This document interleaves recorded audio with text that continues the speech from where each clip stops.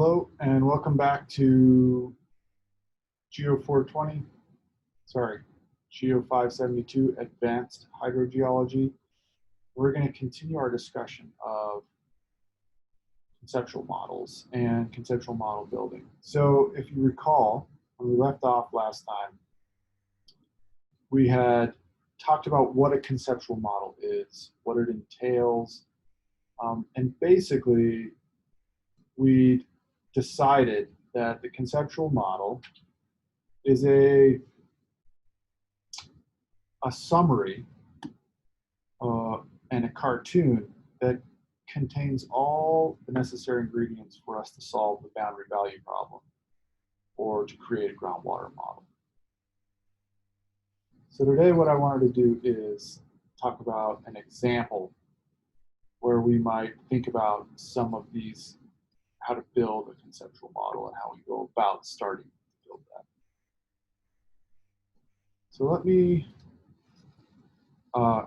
share my screen here. Okay, so here was where we ended yesterday, or the last lecture. And we said that the end product of this conceptual modeling exercise is an abstracted cartoon, all right, quote unquote, which contains all the ingredients needed to construct or to solve the boundary value problem.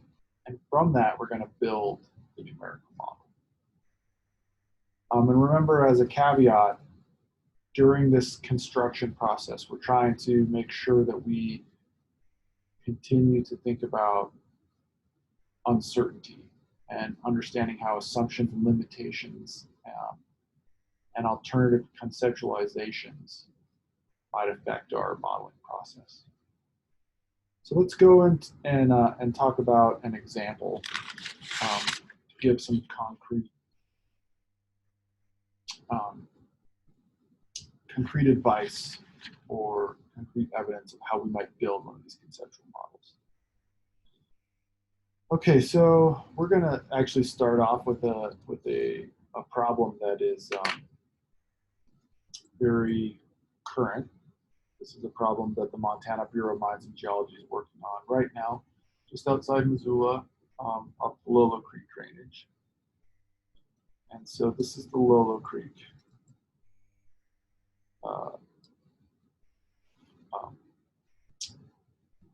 conceptual model. Okay, so here's the idea. I'm going to try and draw in map view.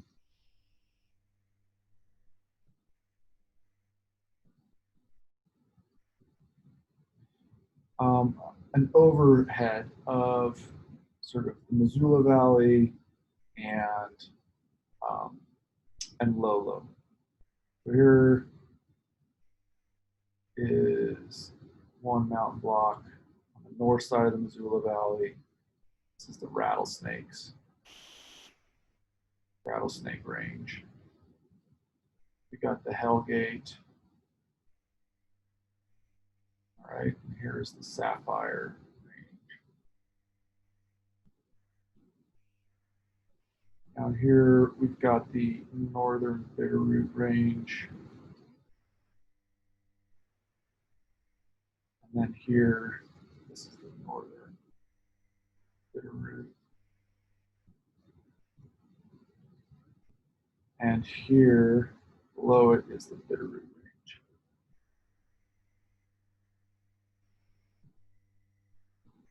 All right.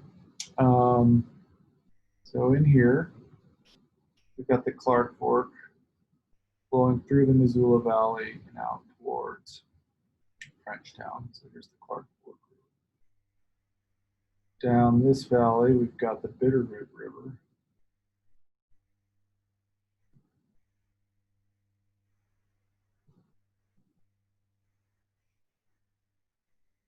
Flowing into the Clark Fork. Here we've got Lolo Creek coming out of the mountain block, all right, and out into the Bitterroot Valley and joining the Bitterroot River. Here's Lolo Creek. And we have the town of Lolo. It sits right here at the mouth, all right, near the intersection of these two. Here's Lolo. And one of the things that's happening in Lolo's expanding, and they're installing a new groundwater well. Let's say that this dot marks the location of the groundwater well. Right?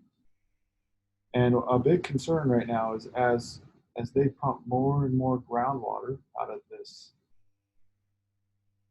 municipal well, how much stream water does Lolo Creek, or how much of Lolo Creek stream water does this well intercept? So the question here,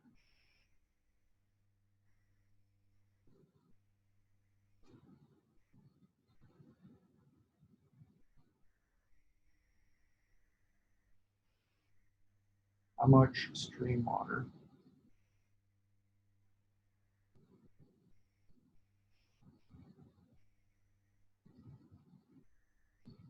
does Lolo Creek intercept?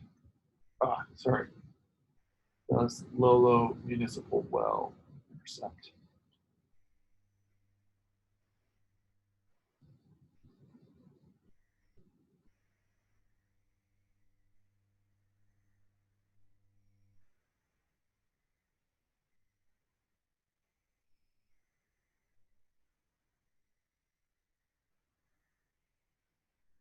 All right, and this basically means how much of this stream water is heading out of the stream and towards Lolo Creek groundwater extraction well. Okay, so here's a basic map, all right, and we're also going to consider a cross section here. It goes, let me change the color here, from the mountain range across the well into the sapphire range. So this cross section line we're going to draw as A prime. All right, so let's also look at what this, we'll make a drawing here of what this looks like in cross section view. So here's map view. Let's look at it in cross section view.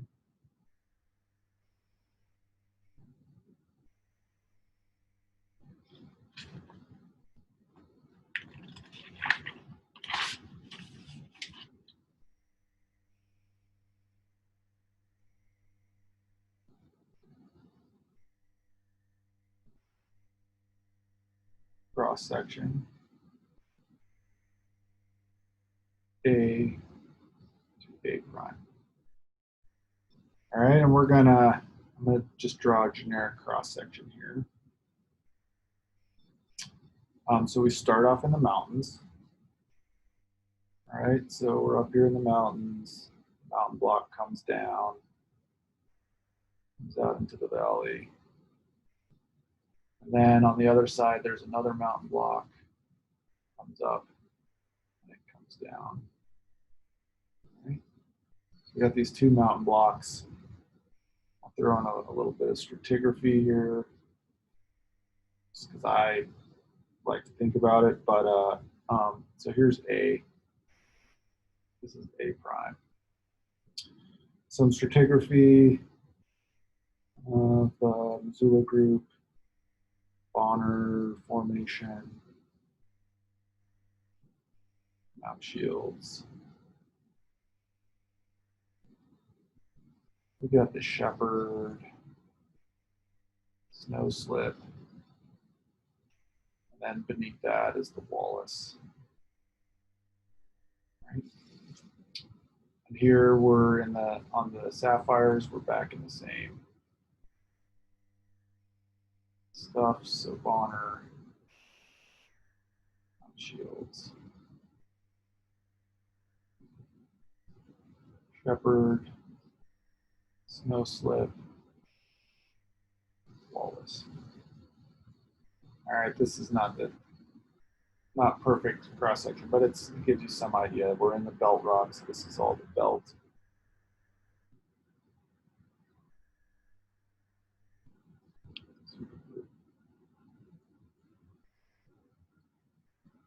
All right, same as over here. Our valley, however, is full of sediment. Here's the valley. I'm going to put the Bitterroot River in here. So here's the Bitterroot River. Our Lola well.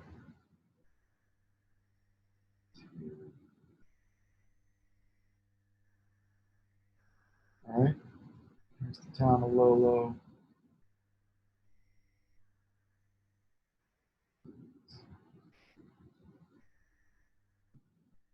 Okay, so they want to pump groundwater out of this and water lawns. Stratigraphy in here, so we've got this is an unconfined aquifer that goes to the river. And the stratigraphy in here, well, there's a bunch of gravels, some clay lenses in here, about 30 meters or so, that are more or less continuous.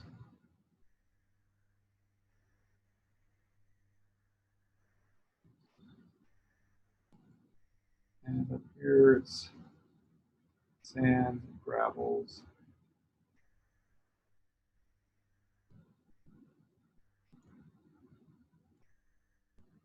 And then beneath that, we've got fine grained sediments of eosine and miocene fine grained sediments. Okay, so this is a general conceptual model of what the geology looks like in the area. These are all fractured bedrock, mountain blocks, and this alluvial aquifer that has a water table that's highly connected both to Lolo Creek and Bitterroot River, right? And there's an upper aquifer in the sands and gravels that's really highly permeable, right? This is the upper aquifer. There's a lower aquifer that's kind of a semi-confined aquifer beneath these more clay-rich layers. Still yields pretty well, but it's kind of disconnected from the river. And then down beneath that is a pretty low permeability unit. It's called the Renova of fine-grained miocene sediments. Okay, so these are our two sort of first conceptualizations of the geology. And what I want to start to do is pull some of the ingredients for making a model out of here. And beneath the Wallace, both locations is Precambrian bedrock, granites, gneisses. Just to complete our section. Okay, let's think about how we might start to think about making this guy into a model. So this is where the art of modeling comes in. We've got this real world situation. It's very complicated, and we've got to start to abstract it. All right, and so the first thing we're going to recall is, or remember, that abstraction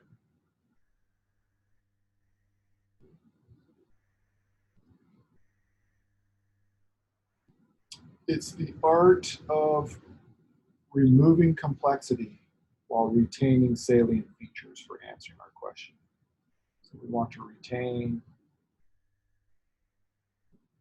the salient features.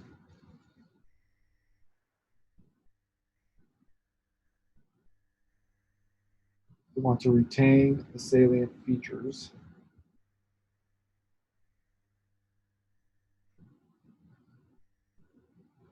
for answering our question.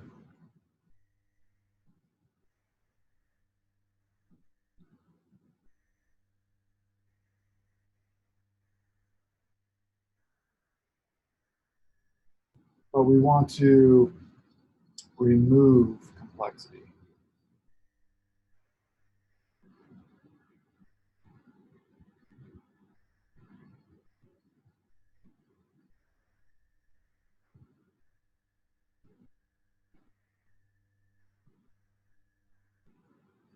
All right, so our job here is to do that. And sort of a classic saying, so you kind of remember what abstraction is, or about a kind of classic saying here is in the physics world is consider the spherical cow.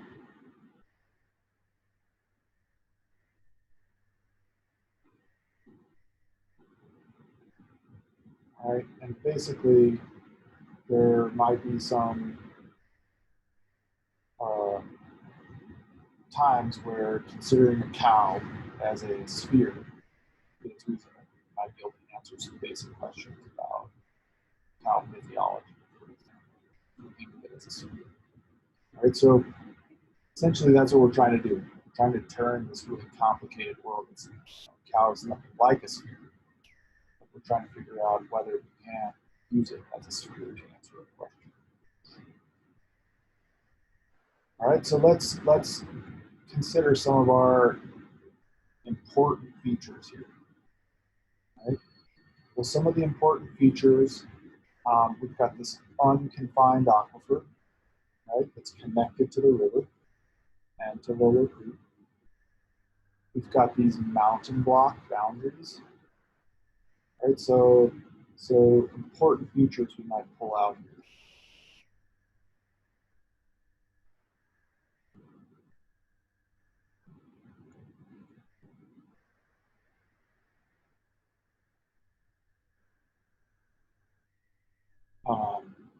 Unconfined aquifer.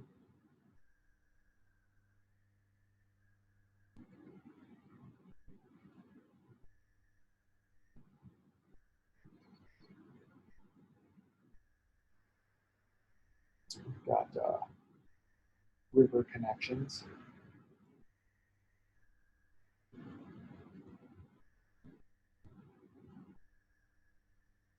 In that unconfined aquifer, we have these mountain block boundaries.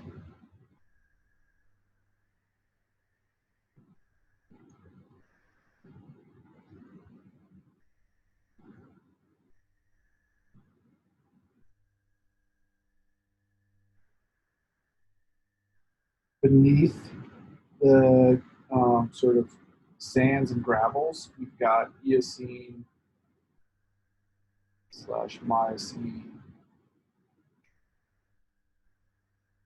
fine grained sediments.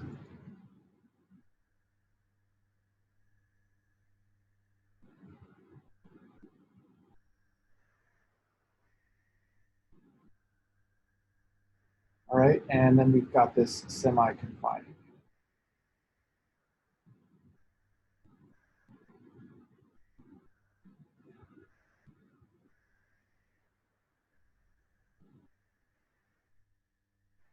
All right, so here's our sands and gravels, right? So these are the key features that we're going to have to consider when we develop our conceptual model. All right, so let's recall our ingredients. So the first was the governing equation, or the important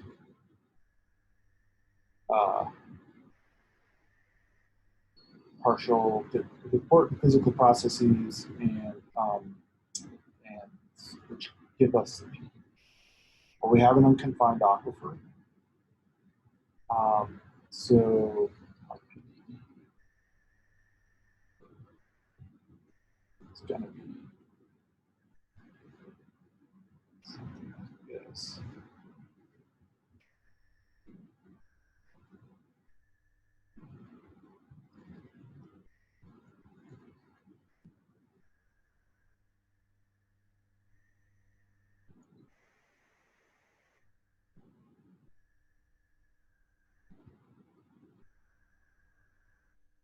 All right.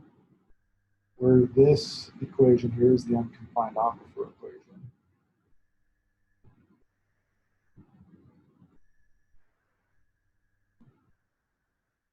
Right? And it has head, this extra head in the term.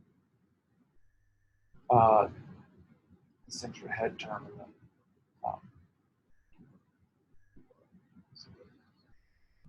in the spatial derivative. One question we're going to ask ourselves is, could we get away? This unconfined aquifer equation is much harder to deal with. We'll talk about how we deal with it when we're modeling later, but could we get away with standard confined aquifer equation?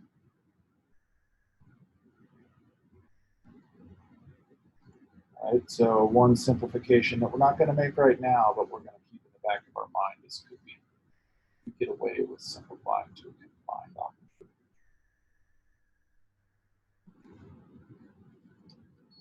Okay, so the next thing is the domain. And this is one of the hardest things. So we need our domain of interest. And this is a really important and really hard move when we start to make our model. And that is, how do we isolate? How do we isolate the chunk of the world that we're interested in from the rest of the world?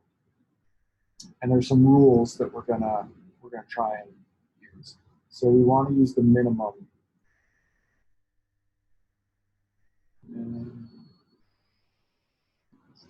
Going.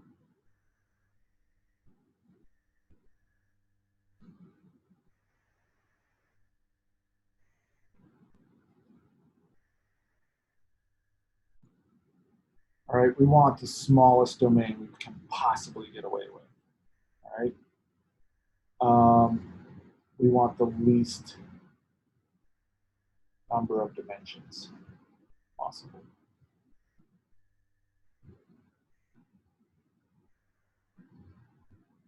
Right? If we can get away with a 2D model, we want to use a 2D model. If we can get away with a 1D model, we want to use a 1D model. One thing that we're always going to do to help us reduce, so for both of these, one thing that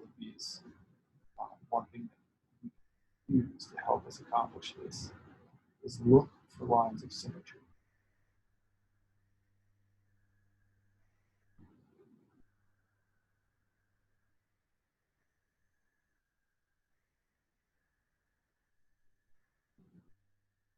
All right, and what that means is, if I were to draw a line and my domain looked the same on either side of that line, well, that ends up being a place where I can just stop the model and get rid of a dimension or get rid of a chunk of the model. So symmetry is your friend, and we're always going to look for lines of symmetry to reduce our domain. So some boundaries and some obvious places to draw boundaries.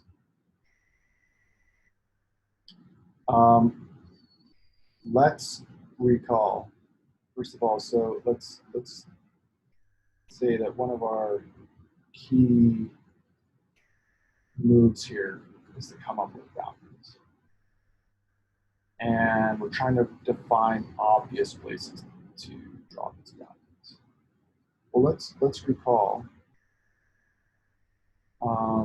Toth's sort of two-dimensional groundwater model, where we had this sloping, undulating water table.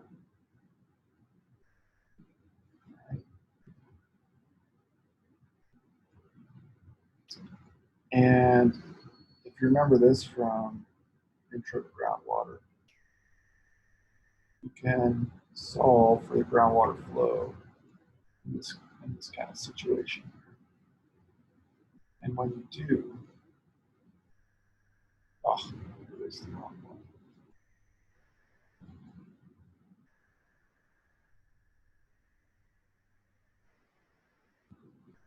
And when you do,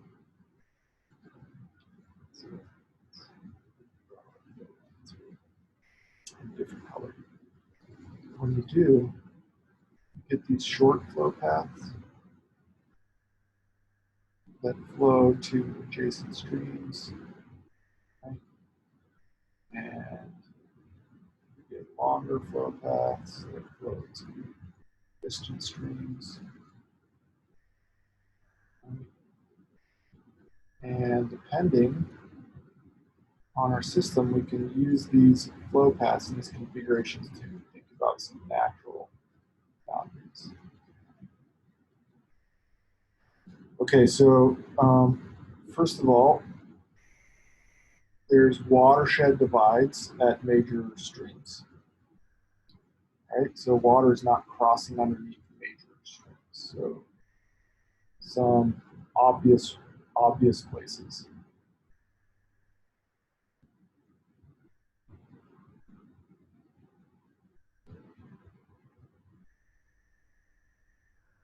Streams are often divides. Not always, but streams can be good places. Any kind of vertical structure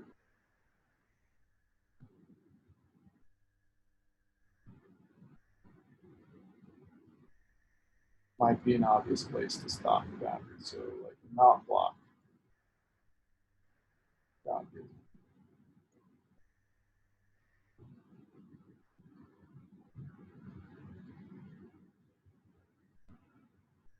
Changes in hydraulic conductivity, which is really what a vertical structure might be, but just a vertical one. So anything where the hydraulic conductivity changes.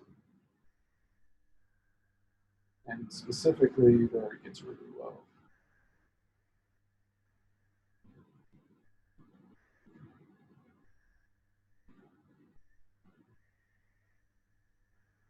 And where K is low, that might be a natural place to have a no flow boundary.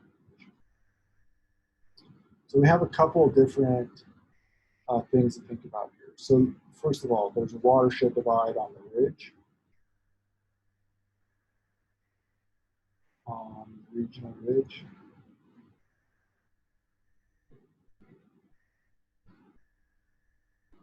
There's a watershed divide on the regional stream.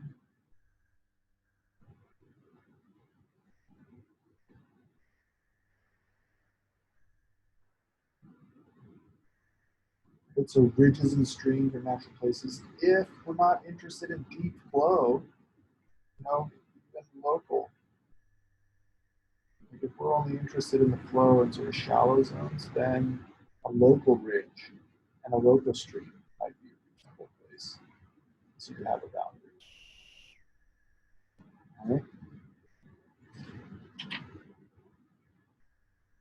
Okay, so those are, it's really, there's no right or wrong way to draw the boundaries, but these are natural places to draw. Vertical structures, changes in hydraulic conductivity, streams and ridges. These are natural places that we might say, hey, there's no vertical flow or there's no horizontal flow across these zones that we care about. And so we're going to call these no flow boundaries. Okay, so that's how we define boundaries. The next step is, well, we got to think about what kind of boundary.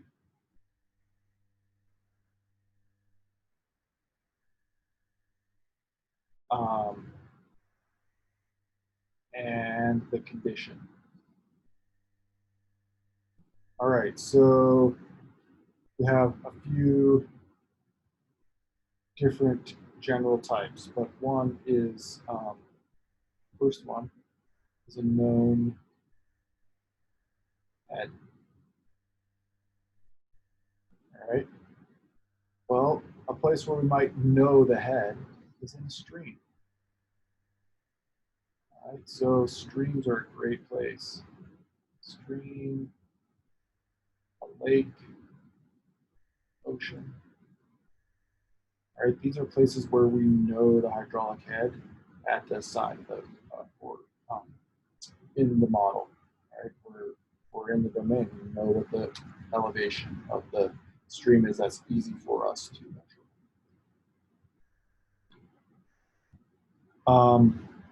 We might also know the head and a well or a series of wells. All right, so these are places where we can set boundaries. So then the second type is a known flux.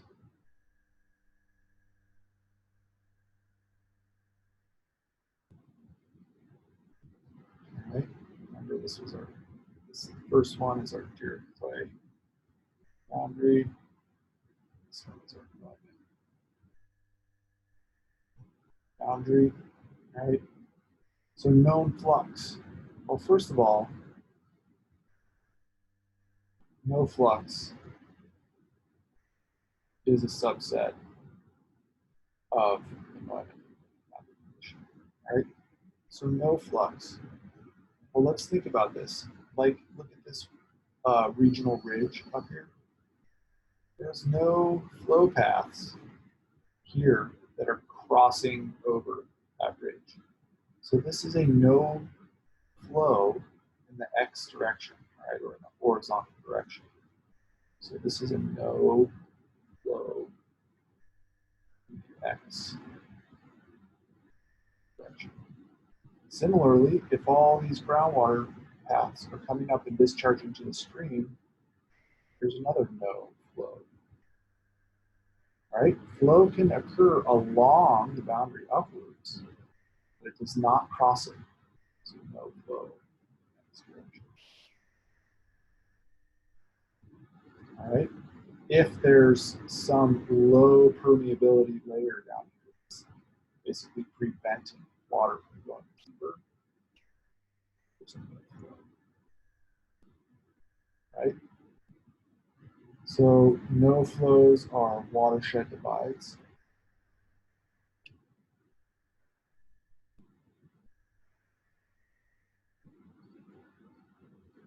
And low K zones.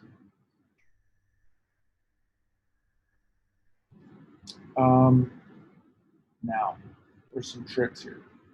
How do we know it's the regional zone? All right, how do we know there's no lateral flow across here? We don't. At some level, like in the US, the continental divide is the largest regional divide. So there may always be some degree of regional flow that we're not accounting for. However, very, very small if the hydraulic conductivity structure means that the flows are kept very shallow. Okay, so no flow is one subset, so that would be A. And then B are just any other known fluxes.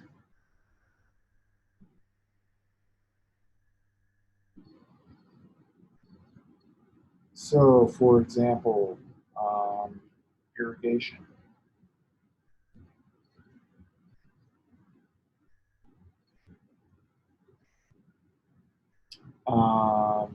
Injection wells.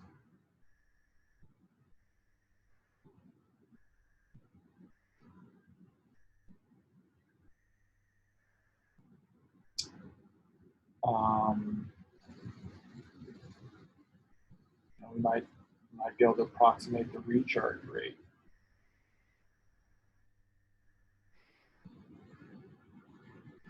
All right, any place we can sort of decide that, hey, across this boundary, we might know or be able to estimate flux.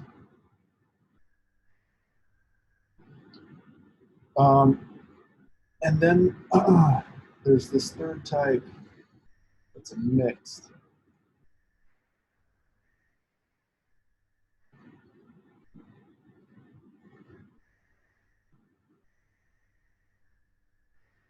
All right, and as an example, one of those might be spring. All right, a spring, we only have discharge, and the groundwater head gets above a certain value, but then once it achieves that value, it will flow out at a certain rate. Right? So a spring has a mixture of head. So spring has a mixture of head and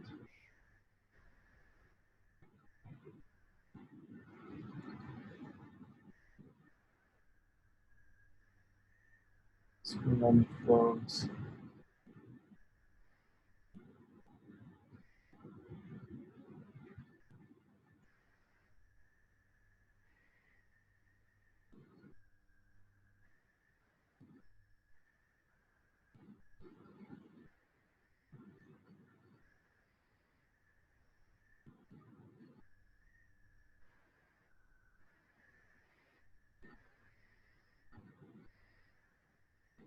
Head is above land surface, but then it flows at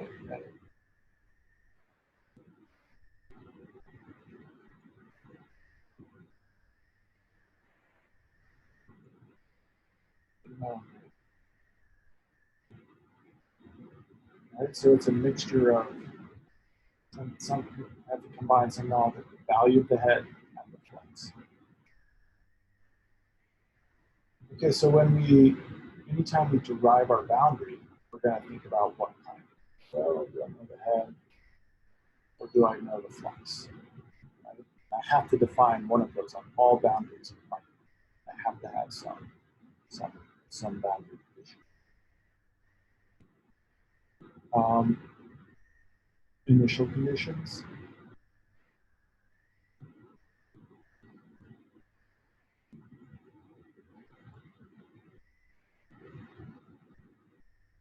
All right, and this, how would the system look before we started to do anything?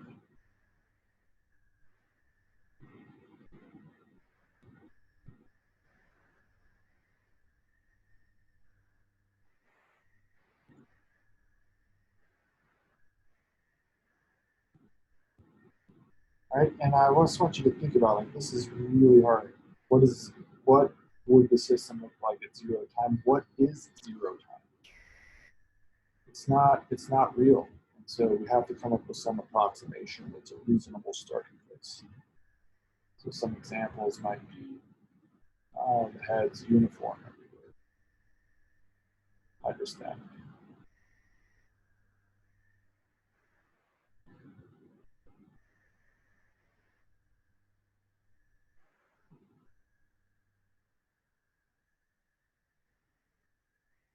Let's say at the river level. Right? This is like, well, the river, the groundwater's at perfect. Right? One way I often get initial conditions is to have something that's sort of nonsense, like, okay, the river and the groundwater are in perfect equilibrium.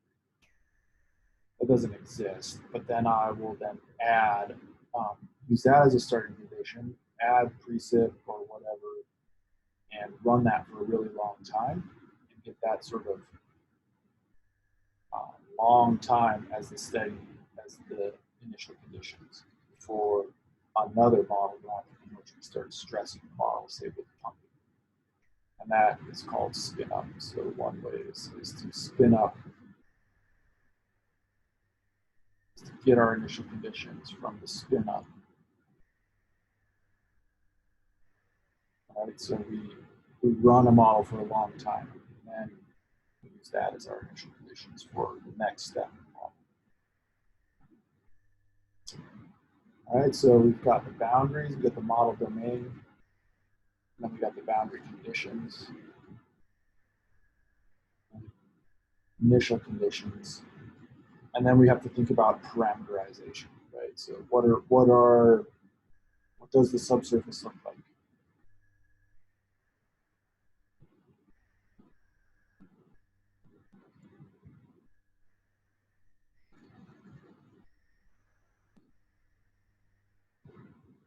Um, so we need to consider subsurface structure.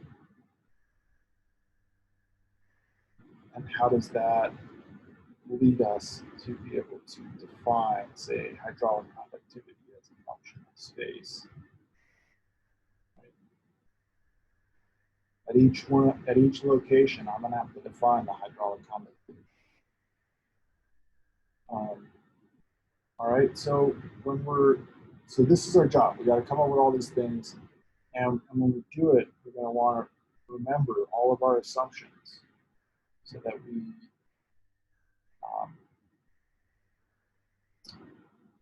are honest about our uncertainty.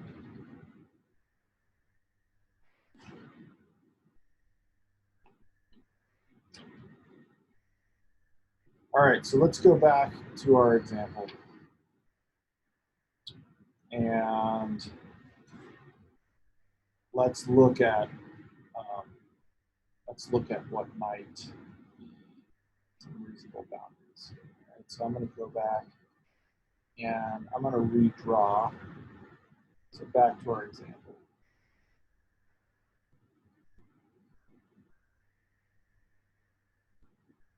I want to redraw some of these, or draw some boundaries using these principles and think about, well, what am I doing? So let's start off with cross-section.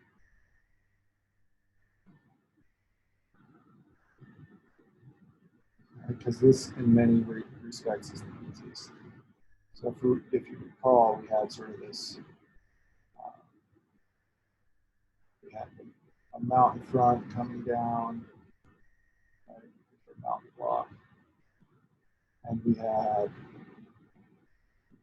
land surface, right, we had a river,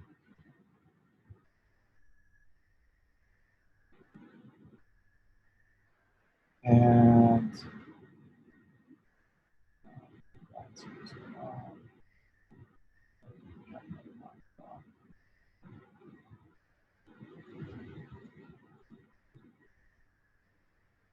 we had sort of a semi-confined,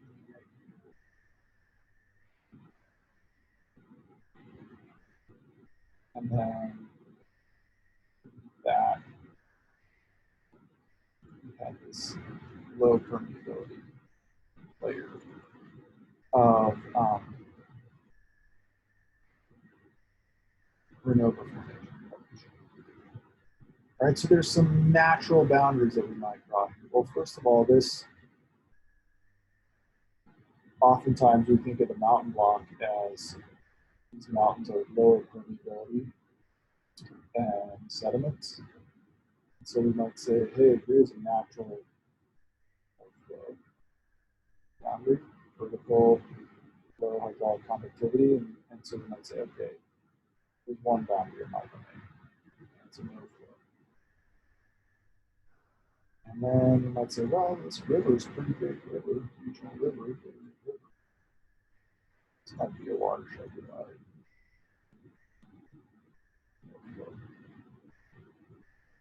Crossing. This is no flow in this direction. All right. Okay, now let's think about, well, this guy's low permeability, so we might say, okay, no flow here. Right, no flow from the Renova. Now we have one more boundary to take care of. All right, that's this top one. And we might apply a recharge flux here. Right, that's some amount of water that falls on this land. It's infiltrating the soil. Okay, so we've simplified our model domain.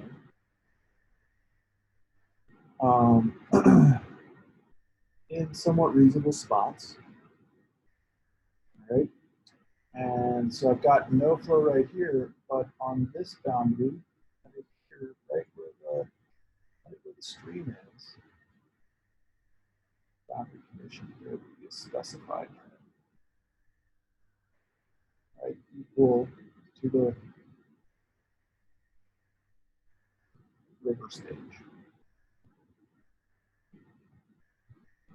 Right, so recharge across land surface, drain to or infiltrating from river, and it's no flow on the boundary to that boundary to Renova and in the middle of the river. Okay. So now let's look in map view.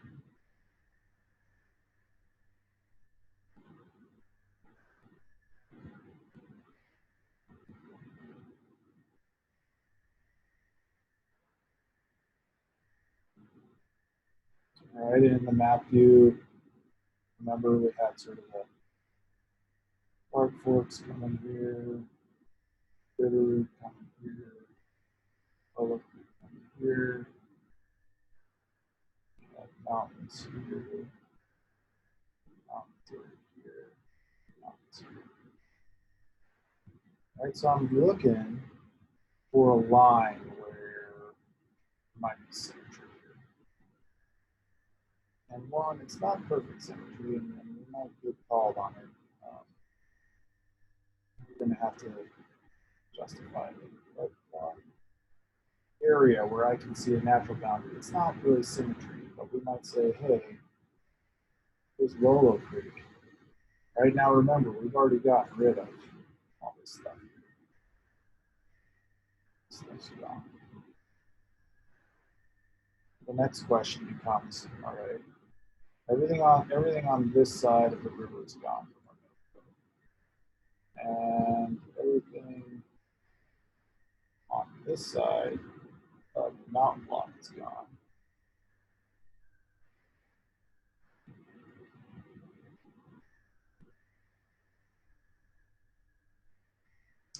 And so what I could do is say, well, there's a river here, no flow by.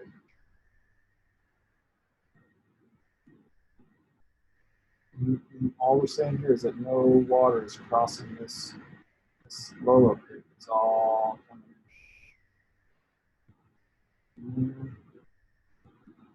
good here, maybe.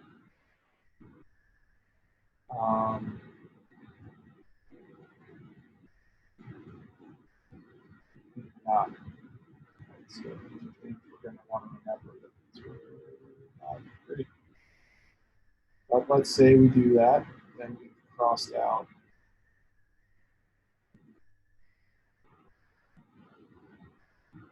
all of this. Now my model domain is sort of here.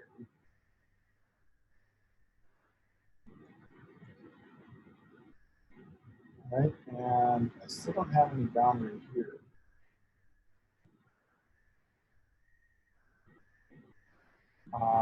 And it's unclear how I would draw this boundary, actually. One option is to say, oh, well, what I know there's some wells up here. And maybe I can draw constant head boundary where those wells are.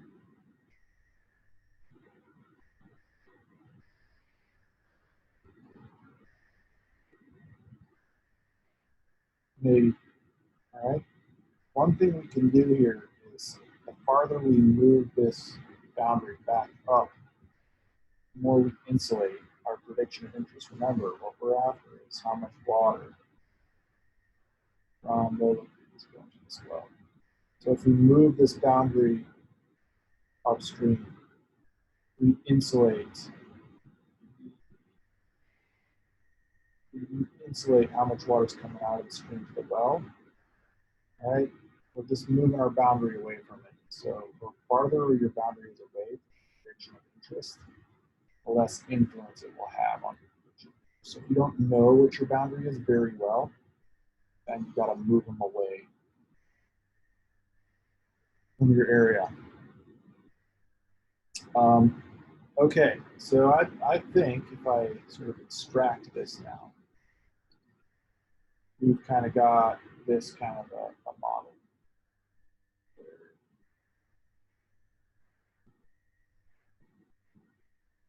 It looks like a box.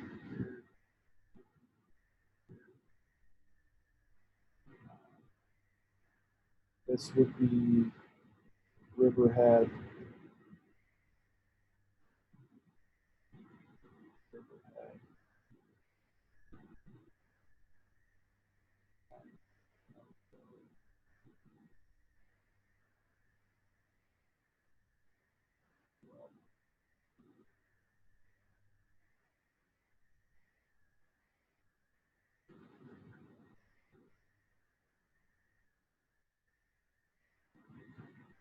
Right, in the upper layer rows, and then so here's map, and then in cross section. this.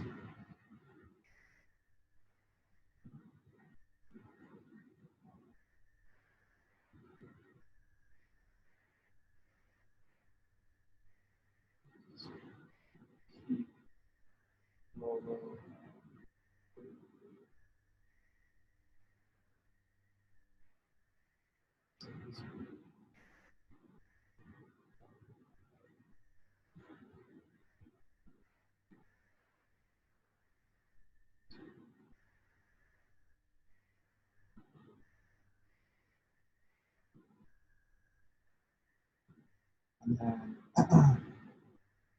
this would be no flow. And then actually over this whole boundary, I'm going to do wells. And this would be a boundary.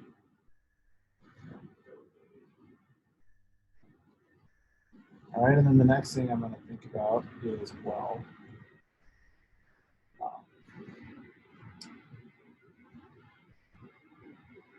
How am I going to parameterize this? So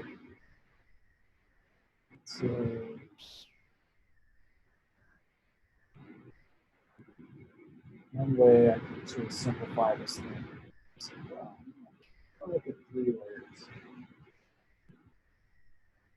There's sort of my leaky confined layer and 2 sand and gravel seams.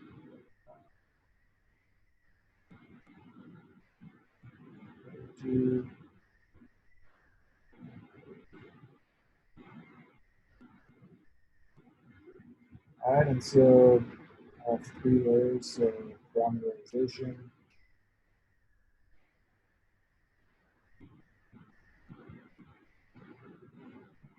All 3 layers.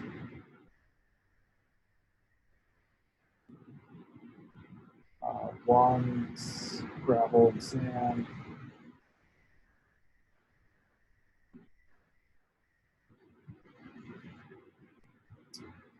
Two sort of confined layer. So,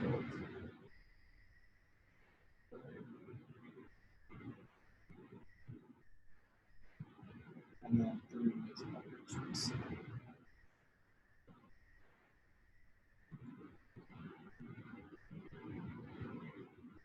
Okay, so I've got the basic requirements here. All the basic requirements. I've simplified my world into a box.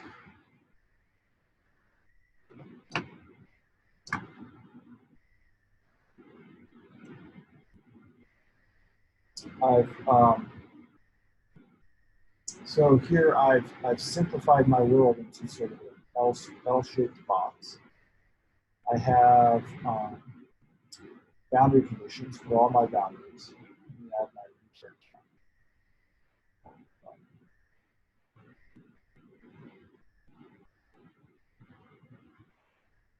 So I've got constant heads and all the rivers onto the upper corner, upper row. I've got no flow along the mountain line boundaries. And I've got some well heads, so constant heads and radial aquifer. Right, and then across the entire surface, I'm going to have a constant discharge points. I said, well, the things I'm most interested in here really is just discharge out of the river and into my well. And so I don't need to consider anything but sort of the 3 most active layers in the alluvial aquifer. So I said, okay, there's 3 layers. Now I can go about thinking of, well, how would I, when it comes to actually building a model, I better think about how I'm actually going to get values for these layers. I've got conductivity, porosity, and storativity. I've got to figure out how I parameterize all of these. Similarly, I better think about how I'm going to actually calculate recharge. I'm going to apply this as a boundary condition. I better be able to figure out what it is. top tip, it's going to be hard. Okay, so we've ended up with this conceptual model. A few things about this conceptual model. It's not right. All right, it's not perfect for sure. There's lots of potential problems. We've assumed that the rivers don't allow any sort of regional flow to move across them. That's probably fine for Bitterroot and Clark Fork rivers. Not as fine for we've assumed the mountain blocks are no flow. A lot of what I'm working on in my research is deciding whether that's true or not. I don't think it is. I have no idea really what to do with this boundary condition up low, but we're going to approximate it and move it far away from our prediction. We've also assumed 3 layers, right? And maybe that's true, and maybe it's not. We're sort of approximating these lenses of silt and sand as a single layer. May or may not be okay, right? So bottom line is it's not perfect. It's suitable to address our question. It's suitable to address our question.